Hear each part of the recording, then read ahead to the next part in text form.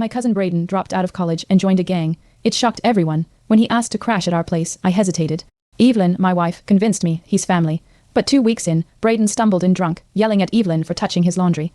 I kicked him out. The door slammed so hard the frame cracked. I stared at the payphone outside. It rang once a week. I used to ignore it. That night, it made my stomach turn. Braden didn't stay gone. He kept showing up, borrowing cash, smelling like smoke and sweat. Evelyn begged me to change the locks. He's dangerous now, Noah. I told her she was overreacting. Then, one morning, she found a knife wedged into our mailbox. That night, I sat by the payphone. It didn't ring, but it felt louder than ever. I told Evelyn I'd handle it. She just shook her head and whispered, "I don't feel safe anymore."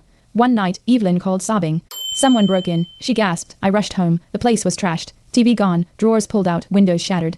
Police showed up and found gang tag spray painted on our walls. I knew it wasn't random, it was a message. The next morning, the payphone rang twice. I didn't answer.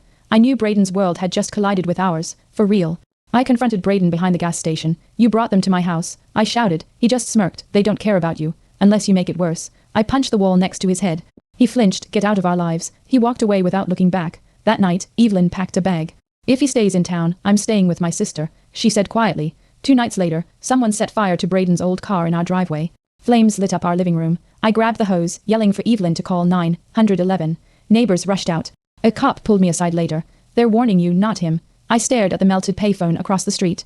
Evelyn cried all night. I slept on the floor, gripping a baseball bat. The twist hit hard. Braden hadn't robbed anyone. He'd stolen gang money. That's why they were hunting him. The detective confirmed it. "They want blood," he said. Evelyn demanded, "Will they stop if he's gone?" I didn't answer. I went to the payphone that night and ripped it from the wall with a crowbar. My hands bled, but the silence it left behind finally felt like peace. I haven't seen Braden since that night. Rumor says he skipped town or worse. Evelyn started sleeping soundly again.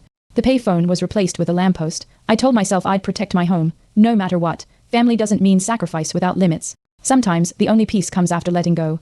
A year later, Evelyn and I bought a new front door. Thicker, stronger. She smiled more, laughed again. We planted sunflowers in the yard where the fire scorched the grass. Every time I pass the lamppost, I remember the payphone. It reminds me that love means protecting the future, even if it costs you the past.